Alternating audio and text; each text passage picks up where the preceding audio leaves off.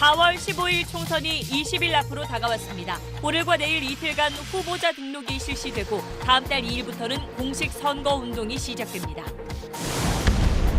오늘 코로나19 신규 확진자 104명 가운데 39명이 해외 유입 사례로 확인됐습니다.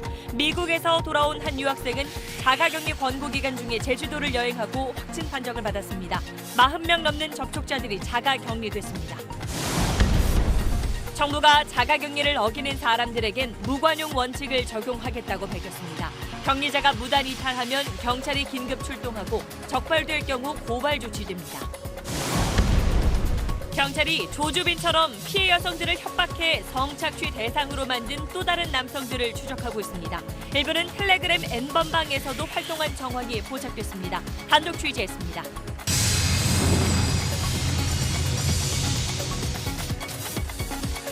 요즘 밖에서 애들 보기 힘들어. 맞아. 마음껏 뛰어놀겠군. 현대수소전기차. 네, 여러분 안녕하십니까. 다음 달 15일 치러지는 21대 국회의원 총선거가 이제 꼭 20일 남았습니다. 오늘부터 후보 등록이 시작된 가운데 여야가 공천을 거의 마무리하면서 본격적인 총선 레이스가 시작됐습니다. 이번 총선은 물론 코로나19 영향도 있겠지만 국민을 위한 정책은 찾아보기 어렵고 여야 가릴 것 없이 꼼수가 넘쳐나는 지금까지 볼 수 없었던 선거라는 평가가 나오고 있습니다. 김수영 기자가 총선의 출발선에 선 정치권, 오늘 첫 소식으로 전하겠습니다. 오늘 오전 서울 종로 선관위, 빅매치 선수들이 후보자 등록을 합니다. 하루라도 빨리 그 고통을 덜어드릴까 하는 데 집중해서 선거에 임하고자 합니다. 문재인 정권을 심판함으로써 도탄에 빠진 우리 국민들께서 희망을 찾을 수 있도록 새 길을 만들어 가겠습니다. 집권 여당 슬로건은 국민을 지킨다. 코로나19 극복이 초점입니다. 제1야당은 바꿔야 산다로 문재인 정부 심판을 호소합니다. 그런데 이 두 거대 양당, 사상 처음으로 비례대표 후보를 안 냅니다. 이름 비슷한 위성정당들이 비례의석 늘리기를 대신하는 꼼수가 그래서 한창입니다. 민주당 탈당 인사들이 주도하는 비례정당, 열린민주당을 겨냥한 민주당 대표의 이 말은 무단으로 문재인 정부와 민주당을 참칭하지 말 것을 부탁을 드립니다. 민주당 짝은 더불어시민당이란 얘긴데 적자, 서자 시비까지 나옵니다. 미래한국당의 공천 반란에 분노한 통합당 대표의 이 말은 가급적이면 우리가 계획한 대로 구상한 대로 정상적으로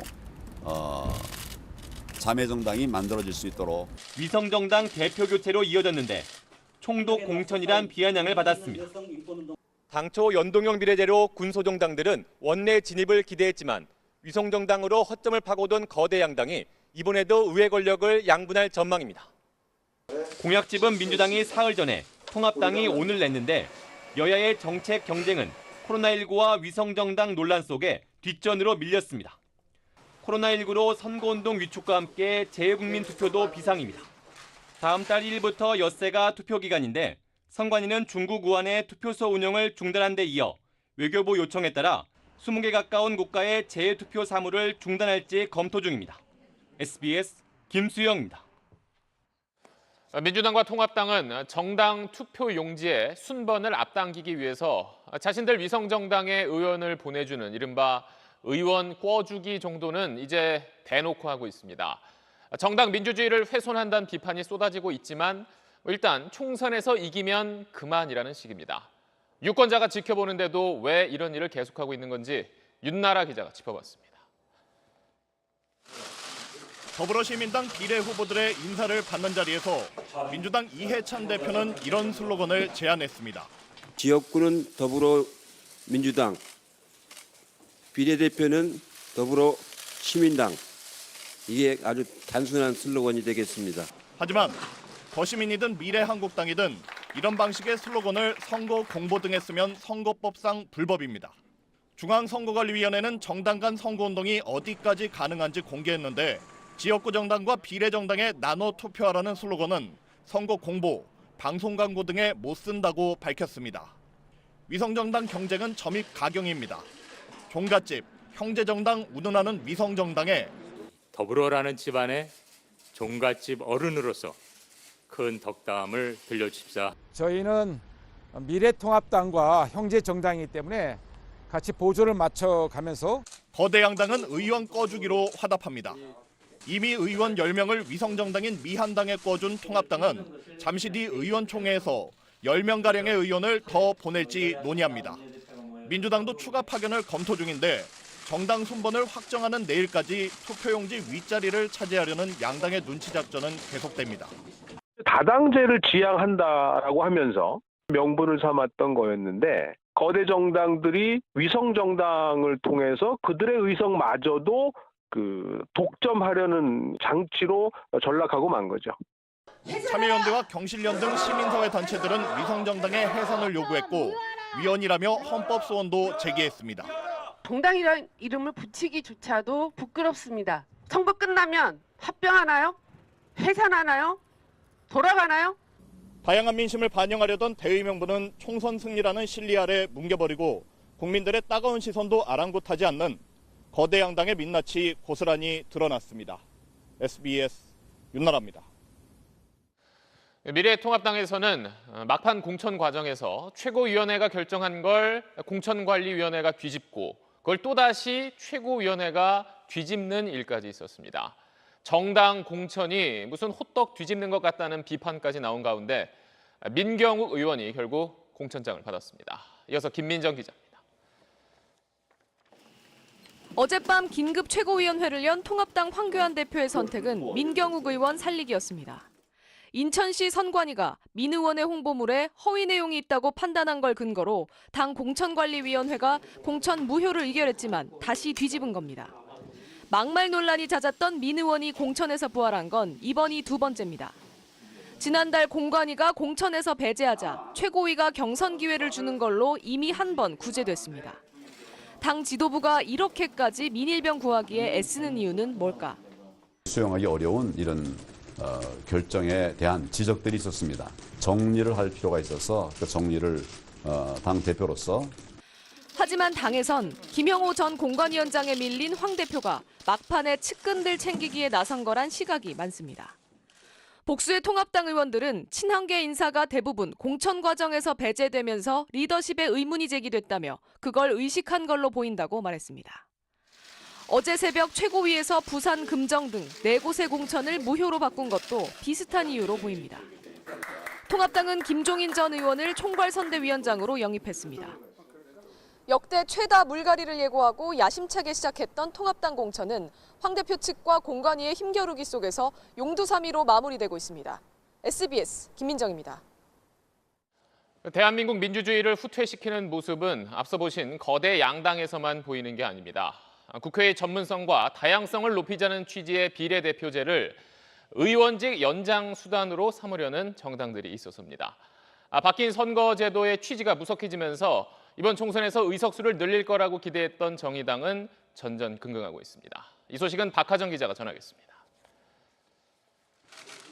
백의종군 하겠다던 손학규 전 바른미래당 대표. 미래를 책임질 미래 세대가 정치의 주역이 되어 세대 교체를 이루고. 하지만 다시 호남 기반 3당이 합쳐 탄생한 민생당에서 비례대표 후보 2번 자리를 노리고 있습니다. 대한신당이나 평화당 출신들 사이에선 손 전 대표가 과욕을 부린다는 불만이 터져 나옵니다. 현역 최다선인 8선 서청원 의원은 친박 보수정당인 우리공화당에서 비례대표 2번을 움켜쥐었습니다. 비례정당인 국민의당에선 안철수 대표 측근인 이태규, 권은희 두 전현직 의원이 비례 2, 3번을 꿰찼습니다. 비례대표제가 의원직 연장 수단으로 전락했다는 비판이 쏟아집니다. 민생당 김동철 의원은 자신의 광주 지역구에 민주당의 이낙연 선대위원장과 찍은 사진을 내걸었습니다. 50년 친구라며 동영상도 만들었습니다. 호남에서 이낙연 전 총리 지지층을 끌어안겠다는 전략이지만 민주당은 기생정치라고 쏘아붙였습니다. 정의당에선 조국 사태 때 당의 입장을 반성한다는 목소리가 나왔습니다. 이번 한 번만 타협하면 더 많은 힘을 가지고 약자들을 대변할 수 있을 거라고 생각했습니다. 연동형 비례제를 얻기 위한 타협이 당 정체성 혼란으로 이어지면서 당 지지율이 떨어진다고 걱정하는 분위기도 감지됩니다. SBS 박하정입니다. 다음은 코로나19 소식으로 넘어가겠습니다. 어제 104명이 추가로 확진 판정을 받으면서 국내 환자는 이제 9,200명을 넘어섰습니다. 신규 확진자 가운데는 외국에서 온 사람이 39명으로 전체의 3분의 1 정도를 차지했습니다. 검역 과정에서 30명이 확인됐고 들어올 때는 증상이 없었다가 나중에 확진된 경우도 있었습니다.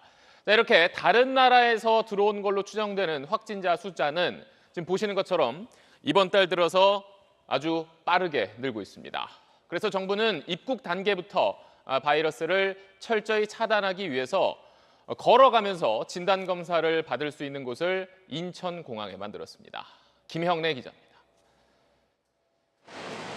공항 건물 밖에 개방형 선별진료소가 들어섰습니다.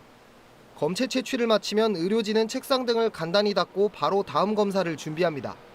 한 명을 검사하는데 5분 정도밖에 걸리지 않습니다. 방역당국은 오늘부터 인천공항에 이런 개방형 선별진료소 16곳을 설치해 하루 최대 2,000명을 검사할 예정입니다. 이상 증상이 있는 입국자들은 공항 내부 검역소에서 검사를 받지만 유럽과 미국에서 도착하는 무증상 외국인의 경우 이런 식으로 공항을 떠나기 전 검사를 진행하는 겁니다. 개방된 공간에서 바람에 의해 오염원이 해소되어 소독이 필요 없고 신속하고 안전하게 검체 채취가 가능합니다. 방역당국이 공항 외부에까지 선별진료소를 추가한 건 늘어나는 입국자 검역 수요에 대응하기 위해서입니다. 해외 유입 사례가 계속 느는 가운데 특히 최근엔 유학생들이 대거 귀국하며 확진되는 사례가 급증하고 있습니다. 서울은 어제 신규 확진자 14명 가운데 12명이 해외 감염 추정 사례일 정도로 문제가 심각한데 강남구에선 보스톤 지역 고교와 대학에 다니던 유학생들이 휴교와 기숙사 폐쇄로 대거 귀국한 뒤 잇따라 확진 판정을 받기도 했습니다. 당국은 유학생과 그 가족들에게 자가격리 원칙을 지켜달라고 거듭 강조했습니다. SBS 김영래입니다. 최근 미국에서 온 한 유학생이 자가격리를 하라는 권고를 무시하고 제주에 다녀온 뒤에 확진 판정을 받았습니다. 제주에 간 첫날부터 의심 증상이 있었는데도 닷새 동안 계속 여행을 한 겁니다. 제주도는 법적 대응까지 검토하고 있습니다. JIBS 김현선 기자입니다. 서귀포시의 한 대형 리조트입니다. 이곳을 방문했던 19살 유학생 A씨가 확진 판정을 받아 운영을 잠정 중단했습니다. 오늘 오전부터 체크아웃하시고 이제 오늘부터 3일간 방역해야 됩니다. 지난 15일 미국에서 돌아온 A씨는 2주간 자가격리 권고를 무시하고 입국 닷새 만에 제주로 가족여행에 나섰습니다. 4박 5일간 렌터카로 제주 북부 지역 곳곳을 돌았습니다. 우도를 선박을 이용을 했습니다. 그걸 합치면 아마 100명 정도로 육박할 것 같습니다. A씨는 제주 방문 첫날부터 오한과 몸살 같은 증상을 느꼈고 병원에서 약을 처방받은 것으로 조사됐습니다. 어디 아프다고 해서 왔었어요?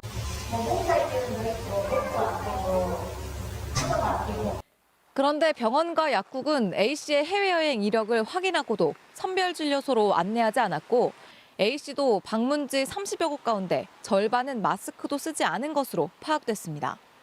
A씨는 서울로 돌아간 24일 바로 검사를 받았고 어머니와 함께 확진 판정을 받았습니다. 방역 지침을 지키지 않는 이러한 입국객에 대해서는 단호한 법적 조치를 취하겠습니다. A씨와 접촉한 40여 명이 자가격리에 들어간 가운데 제주자치도는 우선 A씨 모녀의 행동이 고의성이 짙다며 1억 원 이상의 손해배상을 청구하기로 했습니다. JIBS 김현선입니다. 자, 이런 일을 막기 위해서 정부는 앞으로 자가격리 대상자를 더 엄격하게 관리하기로 했습니다. 마음대로 밖에 나가면 경찰이 바로 출동하도록 했고 또 외국인이 지침을 어길 경우에는 강제 출국시키기로 했습니다. 이 소식은 남주현 기자가 전하겠습니다. 해외 입국자 자가격리 관리에 있어 정부는 무관용 원칙을 따르겠다고 밝혔습니다. 자가격리 앱 설치에 동의하지 않으면 입국할 수 없고 입국한 뒤에는 자가격리 장소를 벗어나선 안 됩니다. 무단 이탈자에 대해서는 경찰에서 코드 제로를 적용합니다. 그래서 긴급 출동해서 이에 상응한 조치를 받게 될 것입니다. 무단 이탈 시 외국인은 강제 출국되고 내국인은 즉시 고발됩니다. 자가격리자에게 지원되는 4인 가족 기준 123만 원의 생활 지원비도 받지 못합니다. 또 무단 이탈을 목격한 이웃 주민이 신고할 수 있도록 안전신문고 앱과 지자체 신고센터도 만들어집니다. 이 같은 조치는 강제성 없는 자가격리 권고가 제대로 이루어지지 않는 사례가 잇따른 데 따른 것입니다. 미국 유학생이 제주도 여행 후 확진됐고 미국에 다녀온 60대 충북 증평 주민은 검체 채취 후 자가격리 권고를 어기고 시장과 병원 등 다중이용시설 여러 곳에 갔다가 확진 판정을 받았습니다. 미국발 입국자에 대해선 내일 새벽 0시부터 자가격리가 의무화되지만 이번 주에만 미국에서 9,300여 명이 들어왔습니다. 이미 입국한 유학생 등 내국인에게도 의무 자가격리 조치를 소급 적용해야 한다는 지적이 나오고 있습니다. SBS 남주현입니다. 이런 가운데 서울시가 오늘 신천지 법인의 설립 허가를 취소했습니다. 방역을 조직적으로 방해해서 국민 안전을 침해했고 종교의 자유를 벗어난 반사회적 행위까지 저질렀다고 봤습니다. 자세한 내용은 임태우 기자가 전하겠습니다. 서울시 행정조사팀은 지난달 말부터 3차례에 걸쳐 신천지 법인사무소를 찾아갔지만 번번이 허탕만 쳤습니다. 회의록이나 회원 명부처럼 반드시 보관해야 할 서류가 없었습니다. 여기가 이제 사무소라고 말을 했기 때문에 이곳으로 이제 나와본 것인데 지금 사무실에는 아무런 법인 관련된 서류가 없고. 서울시는 신천지가 공익을 해쳤다는 점에 더 주목했습니다. 초기 방역 당시 신도와 시설 명단을 허위로 제출했고 전수조사 전화를 받지 말거나 교인임을 숨기라는 지시까지 내렸다는 겁니다. 신천지가 일반 교회는 물론 불교 종단에서까지 신분을 속이고 위장 포교 활동을 벌인 증거도 내놨습니다. 공익을 현저히 해하고 허가 조건을 위반했다고 판단해서 민법 제38조에 따라서 오늘 설립 허가를 취소합니다. 신천지 법인인 새하늘새땅 예수교 선교회는 앞으로 동호회 같은 임의단체가 됩니다.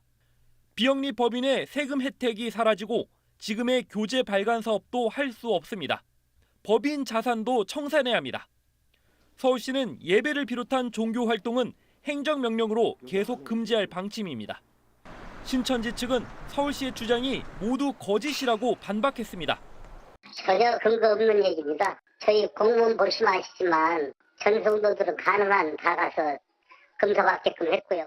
신천지는 설립 허가 취소 결정에 대해 행정소송도 준비 중입니다. SBS 임태우입니다.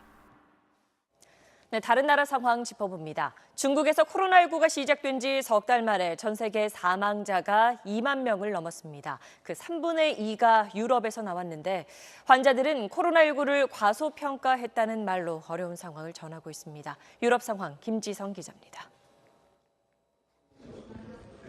스페인 수도 마드리드의 한 병원. 응급실은 물론 대기실, 복도까지 환자들로 꽉 찼습니다. 병상이 없어 병원 바닥에 누운 환자들도 있습니다.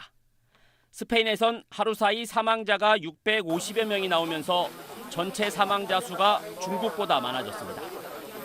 이탈리아는 누적 확진자 7만 4천여 명에 사망자 7,500여 명으로 치명률이 10%를 넘어섰습니다. 유럽 각국 3, 40대 환자들의 경고가 이어졌습니다. 나이에 관계없이 누구나 감염될 수 있으며 보건당국의 통제에 따라야 한다는 겁니다. Tutti gli italiani, non solo il governo, anche noi cittadini abbiamo sottovalutato. Don't think this won't touch you. 교도소 수감자들 사이에서도 코로나19 환자가 늘면서 각국이 대책 마련에 나섰습니다. 프랑스는 수감자 6천 명을 대거 석방하기로 했고 이탈리아도 6천여 명의 수감자를 가택연금으로 전환하는 방안을 검토하고 있습니다. 유럽의 확진자는 25만 명을 넘어선 상황. 고통을 나누려는 움직임도 확산하고 있습니다. 환자들을 돕기 위한 자원봉사자 모집에 영국에선 하루 만에 40만 명이 지원했고 프랑스와 폴란드에선 사망자를 애도하기 위한 교회의 종소리가 전국에 울려 퍼졌습니다. SBS 김치성입니다. 일본의 수도 도쿄에서의 확산세도 심상치 않습니다. 어제 오늘 환자가 100명 가까이 늘었는데 올림픽 연기가 결정되자마자 갑자기 감염자가 급증한 모양새입니다. 도쿄 유성재 특파원이 보도합니다. 벚꽃으로 유명한 도쿄 우에노 공원입니다. 지금 시간이 오후 4시가 조금 안 됐는데 꽃 구경을 나온 사람들의 숫자는 예년과 크게 다르지 않아 보입니다. 눈에 띄는 벚꽃 길가엔 자리를 깔고 음식을 먹는 사람들이 없지만 안쪽으로 조금만 들어가 보면 삼삼오오 모여 앉은 술자리가 여전합니다. すごい最近まではなんかコロナやばいみたいな感じでみんな結構緊張ムードだったけどなんか最近はちょっと緩んだのかな。 그러나 도쿄의 코로나 확진자 수는 올림픽 연기 결정 뒤 이틀 동안에만 100명 가까이 늘었습니다. 순식간에 일본에서 확진자가 가장 많은 지자체가 된 겁니다.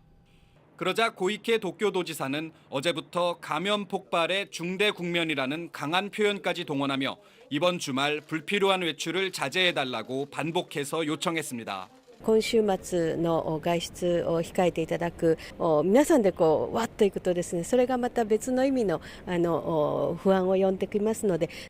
지바 등 수도권 4개 지자체장들도 감염자가 급증한 도쿄로의 이동 자제를 일제히 호소했습니다. 수도권 전역에 감염 우려가 퍼지면서 동네 슈퍼마켓과 상점에서는 식료품과 생필품이 순식간에 동났습니다. 今日買っとかないと明日とかなくなっちゃうかなって思って。 도쿄 올림픽이 1년 연기로 가닥을 잡은 뒤 비로소 쉬쉬하던 감염 실태가 터져 나오는 것 아니냐는 의심 어린 관측도 나오고 있습니다. 도쿄에서 SBS 유성재입니다. 세계적으로 확진자가 빠르게 늘면서 10분 만에 검사 결과가 나오는 신속 진단 키트에 대한 국내외 관심도 높아지고 있습니다. 아직 우리 방역 당국은 이 방법을 쓰지 않고 있지요. 그 이유는 뭔지, 도입 가능성은 있는지 조동찬 의학 전문 기자가 보도합니다. 코로나19 의심 환자의 코안 깊숙이 면봉을 넣어 검체를 채취합니다. 검체를 담은 통 안에 코로나 바이러스 조각이 조금이라도 있으면 유전자 증폭 과정을 통해 양성으로 판정됩니다. 이런 진단검사 방법은 정확도는 높지만 비용이 많이 들고 시간이 6시간이나 걸리는 게 문제입니다. 독감처럼 환자가 많아질 경우 검사가 적체될 수밖에 없습니다. 때문에 신속하게 진단할 수 있는 키트가 필요한데 30분 안에 진단 가능한 국내 4개 업체 제품은 아직 허가를 받지 못했습니다. 질병관리본부는 정확도가 75% 수준이라 4명 중 1명꼴로 우진이 있을 수 있어 아직은 도입하기 이르다고 설명합니다. 신속 사용 승인이나 다른 그런 정확성에 대한 그런 검토를 식약처 허가 과정과 저희의 이제 긴급 사용 여부에 대한 부분들을 심사해서 대한병원협회는 장기적으로 신속 진단 키트를 의료 현장에서 보조적으로 사용하는 방안을 검토해야 한다는 입장입니다. 정확한 진단에서는 RT-PCR을 하지만 대규모 무증상자에 대한 빠르고 경제적인 진단 방법으로는 반드시 보조적으로 신속 검사 키트를 고려해야 하지 않나. 미국은 MIT와 하버드대가 공동으로 개발한 10분 이내 신속 진단 키트를 이미 현장에서 사용하기 시작했습니다. 유전자 가위를 이용해 정확도를 RT-PCR만큼 끌어올렸기 때문입니다. 국내 전문가들은 코로나19 장기화를 대비해 우리나라도 유전자 가위를 이용한 진단 기술에 대한 검토와 지원이 필요하다고 강조합니다. SBS 조동찬입니다. 네, 다음 소식입니다. 성착취 영상을 퍼뜨린 박사방의 운영자 조주빈이 오늘 첫 검찰 조사를 받았습니다. 검찰은 국민 알 권리를 위해서 앞으로 관련 수사 상황을 공개하기로 했는데 한편 경찰은 조주빈처럼 미성년자들을 성적으로 착취한 또 다른 20대 남성을 쫓고 있습니다. 정반석 기자가 단독 보도합니다. 2018년 12월 이모 씨는 트위터에서 알게 된 A씨로부터 10대 여성과의 성관계를 제의받았습니다. A씨가 이른바 노예라고 지칭하며 여성을 E씨에게 보냈고 E씨는 여성을 모텔로 데려가 성폭행하고 이를 촬영해 A씨와 다른 남성들이 있는 단체 채팅방에 보냈습니다. 또 다른 남성 김모 씨는 트위터로 알게 된 A씨에게 지난해 3월 10대 여성을 성적으로 착취하는 영상을 만들어 달라고 의뢰했다가 지난달 유죄가 확정됐습니다. 두 사람 모두 미성년자를 성적으로 짓밟았지만 고작 징역 3년을 선고받는 데 그쳤습니다. 미성년자를 노예로 만들고 이들을 조종해 성적으로 착취하는 A씨의 범행 방식은 N번방 각가씨나 박사방 조주빈과 닮았습니다. 경찰이 최근 A씨 신상을 특정해 추적에 나선 걸로 SBS 취재 결과 확인됐습니다. A씨는 트위터를 해킹해 10대 여성을 협박한 뒤 성적으로 착취하는 영상을 제작하고 지시에 따르지 않으면 영상을 유포한 혐의도 받고 있습니다. 경찰은 A씨가 텔레그램 성착취물 공유방의 시초인 N번방의 핵심 피의자 중 한 명일 가능성을 염두에 놓고 포위망을 좁히고 있습니다. SBS 정만석입니다. 조주빈의 박사방 일당 가운데에는 피해자들의 개인정보를 빼낸 구청 공익근무 요원이 있습니다. 특히 이 공익근무 요원은 앞서 개인정보 유출로 징역형을 받았는데 심지어 출소한 뒤 다시 구청에 배치돼 개인정보 업무를 맡아온 걸로 확인됐습니다. 홍영재 기자가 단독 보도합니다. 조주빈에게 어린이집 원화 살해를 청탁한 혐의 등으로 구속된 수원 영통구청 공익근무요원 강모 씨. 구청 전산망을 통해 개인정보에 자유롭게 접근할 수 있던 강 씨는 지난해 말 30대 여성 A 씨와 가족의 정보를 조주빈에게 넘겨 살해를 청탁했습니다. 그런데 강 씨는 2017년에도 공공기관의 공익요원으로 복무하며 개인정보를 빼냈던 사실이 SBS 취재 결과 확인됐습니다. 강 씨는 당시 경기도 의료원 소속 공익요원이었는데 병원 컴퓨터에서 A 씨 개인 신상과 의료 기록을 빼낸 겁니다. A 씨를 스토킹하며 상습 협박을 일삼던 강 씨는 1년 2개월 징역을 산 뒤 지난해 3월 출소했습니다. 황당한 건 복무 기간이 남은 강 씨가 출소 9일 만에 구청 공익으로 배치돼 개인정보에 또다시 접근할 수 있게 됐다는 겁니다. 구청은 과거 강 씨가 개인정보 유출 관련 전과가 있는지도 전혀 몰랐습니다. 전과 있는 건 모르고 전혀 몰랐어요. 그런 정보가 있는 거를 개인정보라고 안 알려준 게 가장 제도에서 방식. 병무청은 전과는 개인의 민감한 정보이고 복무기간에 범죄 경력을 통지할 법적 근거도 없다고 설명했습니다. 문제는 또 있습니다. 성범죄, 강력범죄 전과자들은 아동복지시설 같은 사회복지시설만 제한될 뿐 개인정보 접근이 가능한 시청, 구청 같은 행정기관엔 얼마든지 배치될 수 있습니다. 수원시는 병무청에 공익요원 배치 전 범죄 경력 조회를 할 수 있도록 해달라고 건의했습니다. SBS 홍영재입니다. 전 국민의 공분 속에 성착취 범죄에 대한 수사가 이루어지고 있지만 피해 여성들의 고통은 여전하고 시간이 갈수록 커지고 있습니다. 영상이 다시 퍼져서 신상이 공개되면 어떡하나 두려움을 떨쳐낼 수가 없다고 말합니다. 배정훈 기자가 들어봤습니다. SNS를 통해 자신의 피해 사실을 밝혔던 한 피해자의 동의를 받고 진행한 서면 인터뷰입니다. 이 피해자는 처음엔 그리 두렵지 않았다고 했습니다. 하지만 점점 시간이 지날수록 공포감이 커지는 상황이라고 말했습니다. 박사 조주빈은 구속돼 검찰에 넘겨졌고 N번방 운영자 갓갓은 경찰이 추적 중이지만 일부 운영진에 대한 처벌만으로 고통은 끝나지 않습니다. 피해자들은 회원들에게 남아있을지 모를 사진이나 영상이 언제든지 다시 유포돼 신상이 공개될 수 있다는 점, 또 여기에 더 씌워질 사회적 낙인에 대한 공포감에서 좀처럼 빠져나오지 못한다는 겁니다. 사람들이 나를 성적으로 소비할 것이고 또 나를 문란한 여성으로 취급할 것이다 라는 것이 너무나 자연스러운 사고의 결과잖아요. 사회적인 고립까지 이어지는 경우들도 많습니다. 실제로 일부 온라인 커뮤니티에서는 피해자에 대한 조롱과 비난이 이루어지고 있습니다. 강도당한 사람의 옷차림, 칼에 찔리기 쉬운 옷을 입었기 때문에 칼에 찔렸다 이렇게 얘기를 하지 않잖아요. 꼭 성폭력에 관련해서는 피해자에 많이 포커스가 맞춰지게 되는 거죠. 피해자의 고통을 줄이기 위해 가해자에 대해 강력한 처벌을 내리는 동시에 피해자에게 초점을 맞추는 잘못된 시선도 고쳐야 할 때입니다. SBS 배정훈입니다. 이처럼 피해자가 고통받는 현실을 바꾸려면 당장 해야 할 일이 많습니다. 피해자 치유와 회복을 돕고 가해자를 엄벌하기 위해 먼저 해결해야 할 과제는 뭔지 한상우 기자가 취재했습니다. 26만 성착취 공범 제대로 처벌하라! 텔레그램 성착취를 뿌리 뽑기 위해 연대한 단체들. 먼저 디지털 성범죄에 대한 우리 사회의 낮은 인식을 지적했습니다. 야동증 누구나 보는 것이라는 만연한 인식하에 수사기관은 범죄의 중대성에 미치지 못하는 법률을 적용, 구형하고 디지털 성범죄는 이미 만연하고 있는데 양형 기준조차 없어 판사에 따라 양형이 들쭉날쭉한 상황. 아청법상의 양형 기준은 또 없기 때문에 이 부분에 대해서 개별적으로 판단을 하겠다라고 판시한 경우가 많았습니다.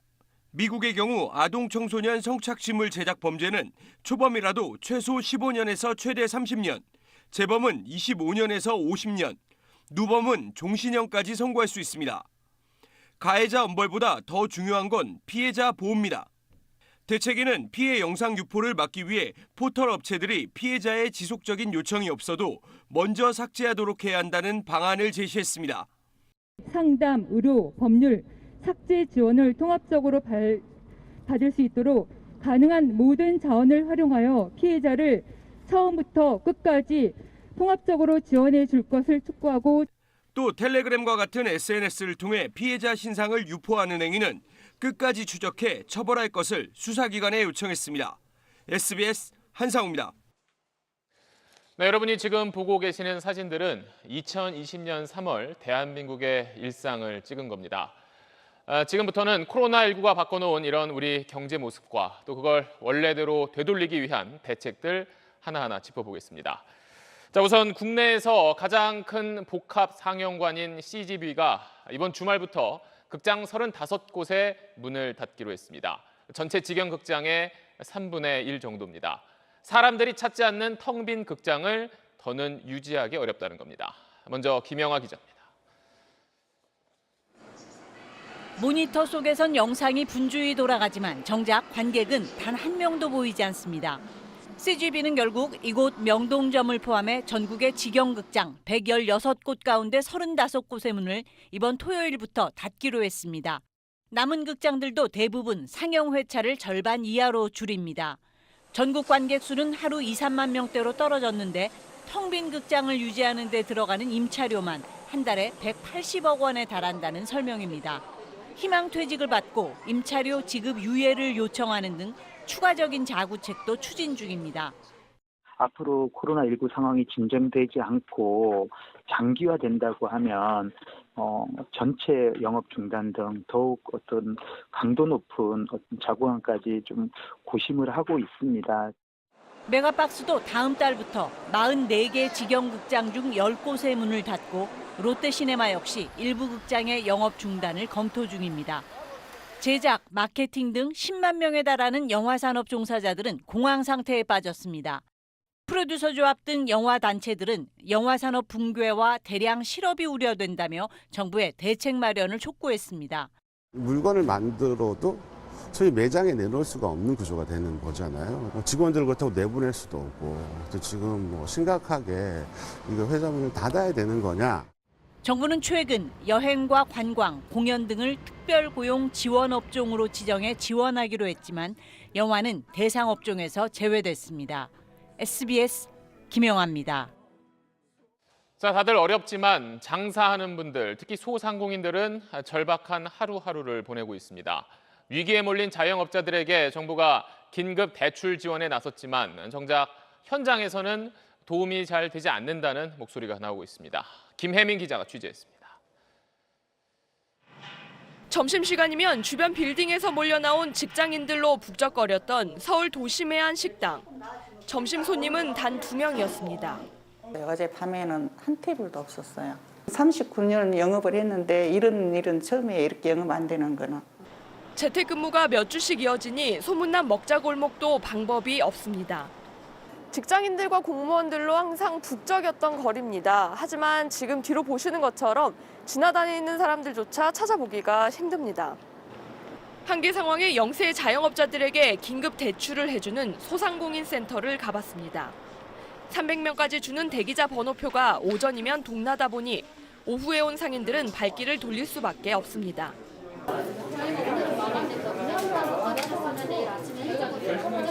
신용도가 낮은 경우도 지원한다고 했지만 대출 연체나 세금 미납 상태면 탈락입니다. 솔직히 연체도 없고 미납이 없으면 굳이 저희가 대출을 받으려고 노력을 안 하겠죠. 1,000만 원 대출 받기가 이렇게 어렵냐며 다들 혀를 찹니다.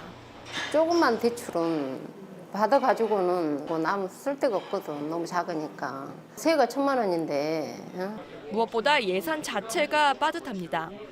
돈이 1조 9천억 불이 안 되는데 1,000만 원씩이면 19만 명이면 없어지는 거예요. 빚 좋은 개살구라는 지적이 잇따르자 중소벤처기업부는 현장 상황을 점검해 대책을 보완하겠다고 밝혔습니다.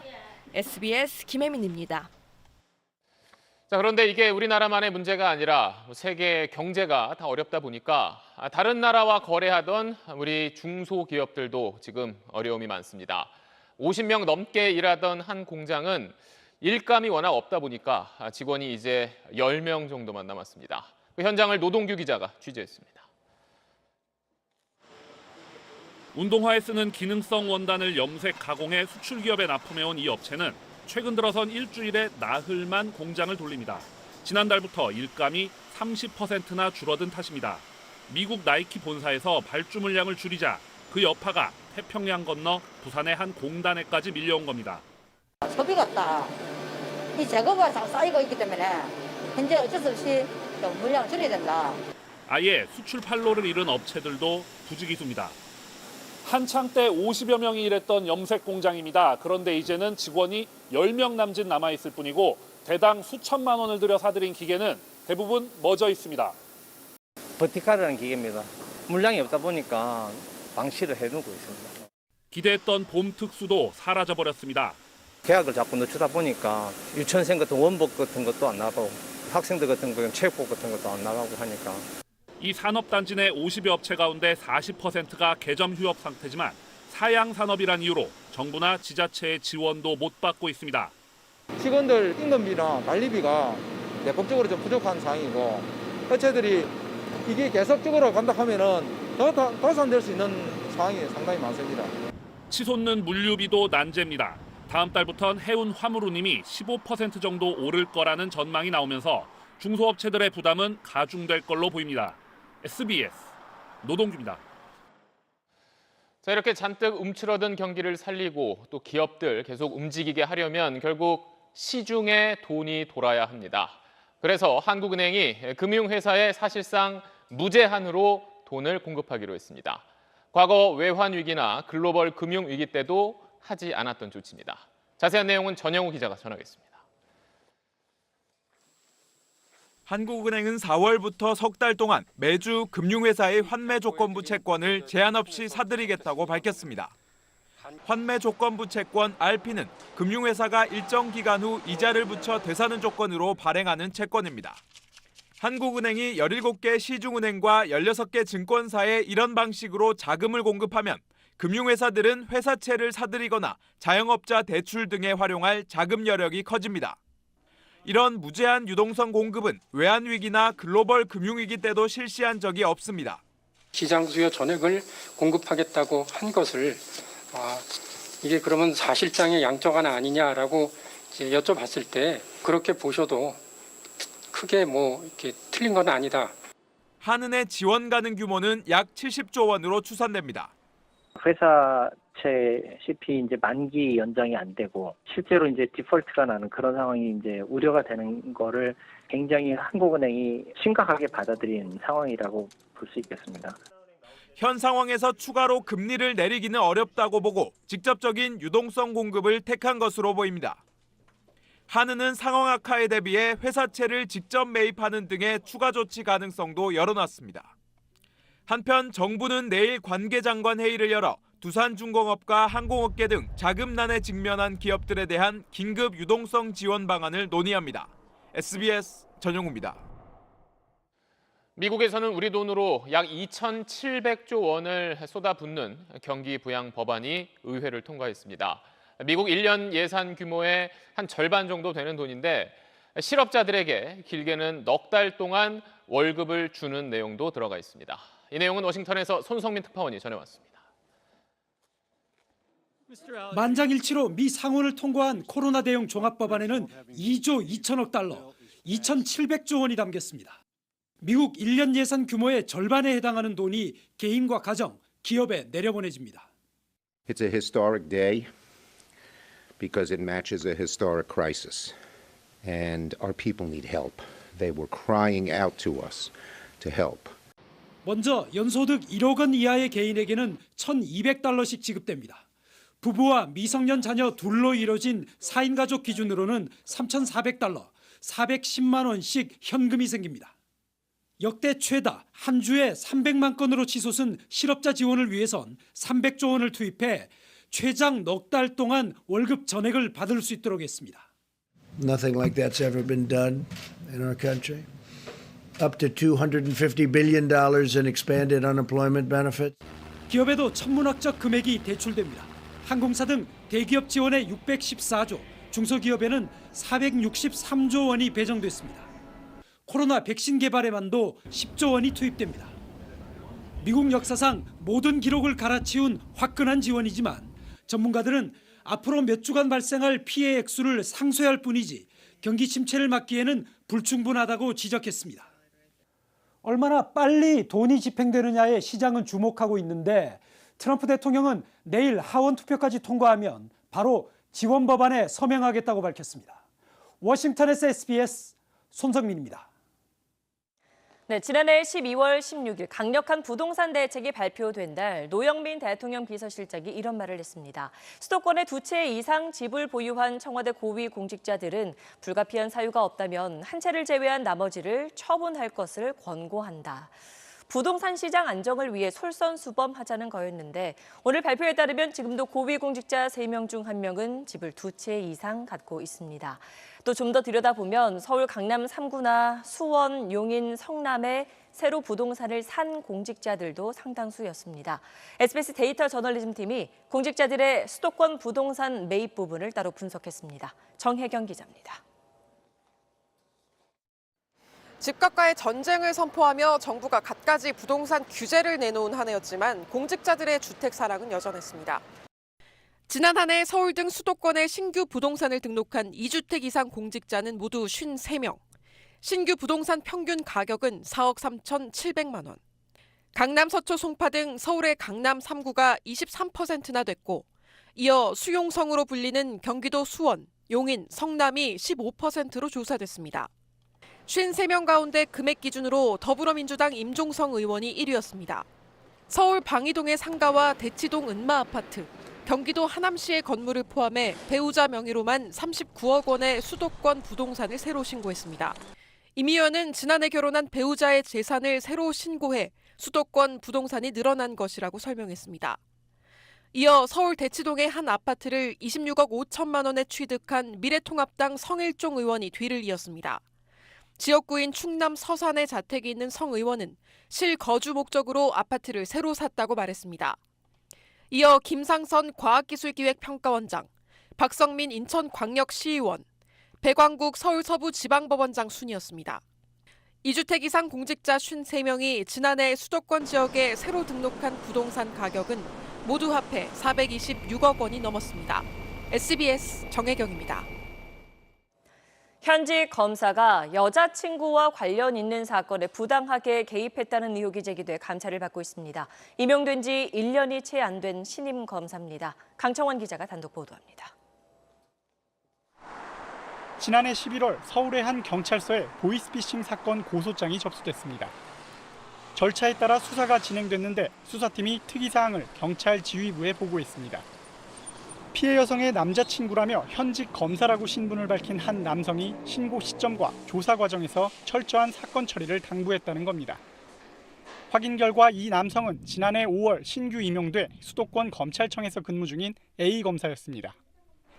A 검사는 수사팀에 엄중한 처벌을 원한다는 탄원서와 보이스피싱 관련 법리 검토 서류까지 팩스로 보냈습니다. 보이스피싱 수사하는 그런 거죠. 수사관들 다 아는 내용들이니까. 검찰도 영장을 검토하는 과정에서 이 사실을 인지하고 A 검사 소속 검찰청에 이를 통보했습니다. 이에 대해 A 검사는 본인이 먼저 검사 신분을 밝힌 건 아니라고 해명했습니다. 초기 신고 때 경찰이 미숙하게 대응해 이를 지적하는 과정에서 수사기관 관계자만 알 수 있는 이야기를 했고 이에 경찰관이 신분을 물어와 검사라고 답했을 뿐이라는 겁니다. 또 법리 검토 서면을 보낸 건 피해자 측으로서 조치한 것뿐이라고 답했습니다. 검사 윤리강령 18조는 검사는 다른 기관에서 취급하는 사건 등에 대해 부당한 영향력을 미치는 행동을 하면 안 된다고 규정돼 있습니다. 이미 신분이 검사로 드러나게 되면은 그런 자료라든가 전화를 받는 수사기관 입장에서는 그 공정한 직무집행에 좀 훼손될 우려가 있다는 것이죠. 대처하는데 차이가 있을 수밖에 없거든요. 대검찰청은 해당 검사가 직위를 사적으로 이용한 의혹이 있어 감찰을 진행하고 있다고 밝혔습니다. SBS 강청원입니다.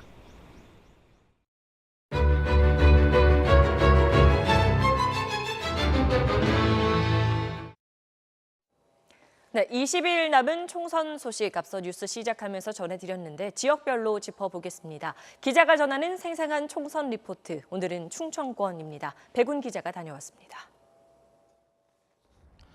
충남북 19, 대전 7, 세종 2. 제가 찾은 충청권엔 이렇게 28개의 국회의원 배지가 걸려 있습니다. 4년 전 총선 땐 옛 새누리당이 14석, 세종에 무소속으로 출마했던 이해찬 대표 포함해 민주당이 13석을 가져가 여야가 팽팽했습니다. 이번 총선에서 충청의 저울은 어느 쪽으로 기울까요? 먼저 충남 공주 부여 청양으로 가보겠습니다. 그 사람이고 저 사람이고 나 투표 못해요. 아주 다 마음에 안 들어요 진짜. 대표로 나갔으니까 아주 그냥 자기 발언 뚜렷하게 하고. 문재인 대통령의 첫 대변인을 지낸 민주당 박수현 후보의 공약은 금강의 순천만 같은 국가정원을 조성하겠다는 겁니다. 대통령의 대변인이 아니라 충청과 서민과 농민의 대변인이 되겠습니다. MB 청와대 정무수석을 지낸 통합당 정진석 후보는 지역을 관통하는 보령선 철도 건설을 공약합니다. 충청을 제대로 대변할 수 있고 공주부여 청양에 많은 예산을 확보하는 YS 비서 출신 민생당 전홍기 후보는 세종 공주 통합이, 육군 사령관 출신 무소속 김근태 후보는 칠갑산 관광벨트 구축이 공약입니다. 4대강 사업의 유산, 공주보를 부분 해체할지가 지역 현안인데 여론을 살피겠다는 박수현 전홍기 후보와 꼭 맞겠다는 정진석 김근태 후보로 갈립니다. 충북 보은 옥천 영동 괴산에선 고 노무현 전 대통령의 사위 민주 곽상원 후보와 친박 재선 현역 의원인 통합 박덕흠 후보가 맞붙습니다. 세종을에선 세종시 정무부시장 출신 민주 강준현, 행정수도를 추진한 노무현 정부에서 청와대 정책실장을 지낸 통합 김병준, 세종 도농 공감연구원장인 민생 정원희 후보가 행정수도의 적임자를 자처합니다.